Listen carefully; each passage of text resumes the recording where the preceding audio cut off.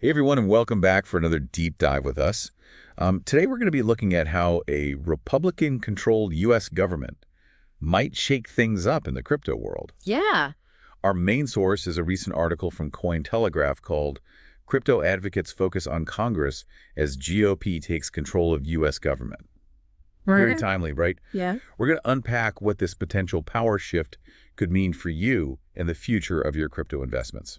It's interesting because we're not just talking about a shift in power here. We're looking at a complete takeover. Yeah. Republicans now control the Senate, the House, and the presidency. Exactly. It's a total trifecta. Yeah. And this has a lot of people in the crypto community buzzing because this could be the most crypto-friendly Congress we've ever seen. Yeah, for sure. But before we get ahead of ourselves, there's this whole Operation Choke Point 2.0 investigation going on. Right. Can you break that down for us? What's the deal with that? Sure. Operation Choke Point 2.0 is an investigation launched by the House Oversight Committee, looking into whether the previous administration pressured banks to deny services to crypto businesses, Mm.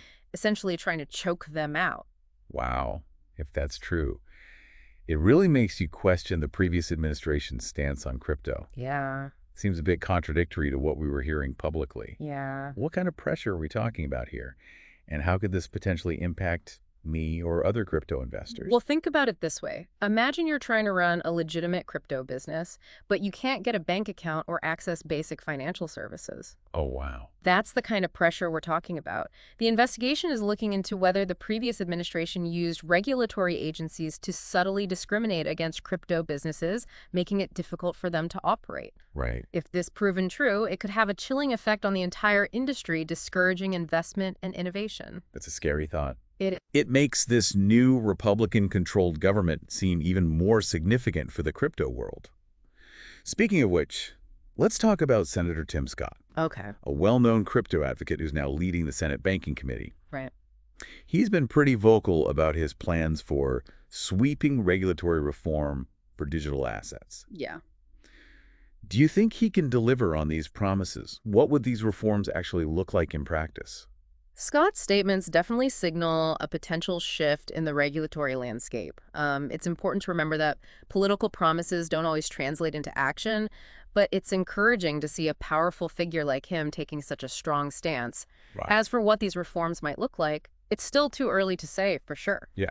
We need to see what specific legislation is proposed and how it evolves through the legislative process. Right. It's one thing to talk the talk, but walking the walk is a whole different ballgame. For sure. But Scott did make a specific promise to Bitcoin voters, Oh, guaranteeing their pro-crypto legislation would at least get a vote in the Senate. That seems like a pretty big deal, right?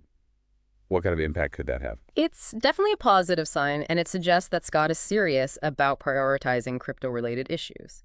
However, it's important to remember that even with a vote, there's no guarantee that the legislation will pass. Right. The Senate is a complex and often unpredictable body, and there will likely be strong opposition from those who are skeptical of crypto. Of course. So while Scott's position is promising, it's not a guaranteed win for the crypto community. Right. There are definitely still hurdles to overcome. Yes. But it's not just Scott we need to watch. We've also got Senator Cynthia Lummis, another major crypto advocate now chairing the newly formed Senate Banking Subcommittee on Digital Assets, Right. a subcommittee specifically focused on crypto. Yeah. That feels pretty groundbreaking. What are Lummis's main goals? The creation of the subcommittee is a huge step forward for the crypto industry. It signifies a dedicated focus on creating comprehensive legislation for the crypto space. Lummis has outlined some ambitious goals, including establishing clear regulatory frameworks to foster innovation, preventing government overreach that could stifle growth, and even creating a Bitcoin strategic reserve. Okay, hold on. A Bitcoin strategic reserve. Yeah. Now, that's something I need you to unpack for me. Okay. What exactly does that mean, and how could it potentially affect me and other crypto investors? Think of it like the U.S. government's gold reserves. They hold a significant amount of gold for various reasons, such as stabilizing markets or responding to emergencies. Lummis's proposal would see the U.S. government holding a similar reserve, but of Bitcoin. So, like Fort Knox, but for Bitcoin. That's a pretty wild concept. Yeah. What would be the purpose of that? It's a fascinating idea with potentially huge implications. By holding Bitcoin, the U.S. government would be acknowledging it as a valuable asset, potentially boosting its legitimacy and stability on a global scale.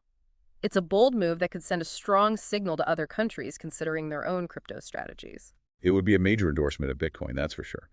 But what kind of impact could this have on the everyday crypto investor like me? Well, imagine the impact on market confidence. If the U.S. government, one of the world's leading economic powers, starts holding Bitcoin, it could encourage more institutions, businesses, and individuals to consider Bitcoin as a viable investment, potentially driving up demand and value. Okay, I can see how that could be a good thing. But what about the potential downsides? Whenever the government gets involved in something, there's always a risk of overreach and unintended consequences, right? You're absolutely right to be cautious. Critics of the idea argue that a Bitcoin reserve could give the government too much control over the Bitcoin market. They worry about potential manipulation, excessive regulation, and the stifling of the very innovation that makes crypto so appealing. And how would they even go about acquiring that much Bitcoin? Would they just buy it on the open market? Wouldn't that send prices skyrocketing? I mean, on one hand, that sounds great for investors, but But it could also create artificial inflation and market instability. There's a delicate balance to be struck, and that's where the details of Lummis's proposal become crucial. How much Bitcoin would the reserve hold? How would it be acquired? How would it be managed? These are all questions that need to be carefully considered to avoid unintended consequences. so while a Bitcoin reserve sounds intriguing, there are definitely some valid concerns. It's going to be interesting to see how this proposal evolves and what kind of debate it sparks. But before we get too deep into the specifics of Lummis's plans, let's zoom out a bit and talk about the bigger picture. The Stand with Crypto group is claiming that this new Congress has a mandate for crypto reform. Do you agree with that assessment? There's certainly a strong pro-crypto sentiment within the Republican Party, and the election results seem to reflect that. However, it's important to remember that political landscapes can shift quickly, and there will inevitably be challenges and pushback from those who are less enthusiastic about crypto, particularly within the Democratic Party. That's right. It's not a one-sided debate. We've got some pretty vocal crypto skeptics on the other side of the aisle. People like Senators Elizabeth Warren, Dick Durbin, and Representative Brad Sherman. What kind of roadblocks could they potentially throw up? How much influence do they still wield, even in a Republican majority government? While they may not hold the majority, these individuals still hold significant positions within the government, and their voices carry weight. They could try to slow down or even derail crypto-friendly legislation through various means. They could introduce competing bills, use their platform to sway public opinion, or leverage their committee assignments to influence the legislative process. So even with a seemingly pro-crypto Congress, it's not going to be an easy ride for the crypto community. What specific concerns do these skeptical Democrats have? What are their main arguments against crypto? Their concerns typically revolve around issues like consumer protection, financial stability, and the potential for illicit activities. They worry about the volatility of crypto markets, the lack of clear regulations, and the possibility of crypto being used for money laundering, tax evasion, or other crimes. It sounds like a classic clash between innovation and regulation. Crypto is all about pushing boundaries and disrupting traditional systems, while regulators are naturally cautious and focused on mitigating risks. Exactly. It's a delicate dance, and finding the right balance is crucial. We need regulations that protect consumers and ensure market stability without stifling innovation or hindering the growth of the crypto industry. Speaking of potential roadblocks, let's talk about the elephant in the room, the ticking clock of midterm elections. Yeah. History tells us that power dynamics can shift dramatically during midterms. How could this potentially impact the crypto landscape? That's a great point. Midterm elections are always a wild card, and the outcome could significantly impact the progress of crypto legislation. Joe Dahl, general counsel for Magic Eden, a prominent figure in the crypto space, argues that Republicans might only have a limited window to enact any meaningful crypto legislation before the midterms. That's a little concerning.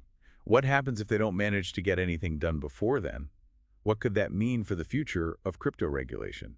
Well, if control of Congress shifts back to the Democrats, the momentum for pro-crypto legislation could stall, potentially leading to years of gridlock and uncertainty. So we've talked about the potential for progress with this new Congress, but also the very real challenges they face. Where does that leave us right now? What's the current state of play for crypto regulation in the U.S.? It's a bit of a mixed bag right now. We have some positive momentum with a Republican majority, but there are still many unknowns. Several bills have been introduced, but they're all at different stages of the legislative process. It sounds like we're in a holding pattern, watching to see which of these proposals gains traction. Kind of like a horse race, where we know who the jockeys are, but we're not sure which horse is going to pull ahead, or even if they'll all finish the race. That's a great analogy. It's a dynamic situation with lots of moving parts, and it's way too early to predict the final outcome. Which is why it's so crucial for people to stay informed and make their voices heard. This isn't something we can just sit back and watch passively. We need to actively engage with the process. Absolutely. This is a participatory process, and the more informed and engaged the public is, the better the chances of getting sensible and effective regulations that work for everyone. So for those of us who want to stay on top of this, what should we be paying attention to in the coming months? What are the key indicators that things are moving in the right direction, or maybe warning signs that things are going off track? Keep a close eye on the key committees we discussed earlier. The Senate Banking Committee and the House Financial Services Committee. Follow the progress of the various bills that have been introduced and pay attention to any public hearings or statements from influential lawmakers. These are often the first signs of movement and can give you a sense of the direction things are heading. That makes sense. But beyond just following the news, what can people actually do to participate in the process? How can we make our voices heard and influence the outcome? We touched on this earlier, but it's worth repeating because it's so important. Reach out to your elected officials. Let them know where you stand on these issues and why it matters to you. Don't underestimate the power of a well-crafted email or a phone call to your representative's office. It can make a real difference. So find your senator's contact info, write a thoughtful email, maybe even give their office a call. Exactly. And don't forget about the power of collective action. Join advocacy groups, participate in online forums, and use social media to share your knowledge and connect with others who are passionate about crypto. The more people who are informed and engaged, the more likely it is that policymakers will listen. That reminds me of the whole Operation Choke Point 2.0 situation. Yeah. It seems like those in power can sometimes be influenced by special interests or even personal biases. It's a bit unsettling to think about. That's precisely why transparency and public awareness are so crucial. The more we shine a light on these issues, the harder it becomes for those in power to operate in the shadows and make decisions that don't align with the interests of their constituents.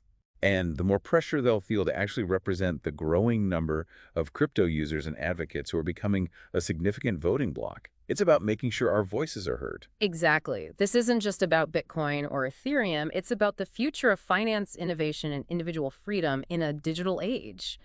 It's about shaping a future where technology empowers individuals and opens up new possibilities. Wow, that's a powerful way to put it. So to sum it all up for our listeners, stay curious, stay informed, and stay engaged. The crypto landscape is constantly evolving, and it's up to all of us to shape its future. And who knows, maybe in a future deep dive, we'll be celebrating the passage of groundbreaking crypto legislation that benefits everyone. That's something I'd love to see. Until then, thanks for joining us on The Deep Dive.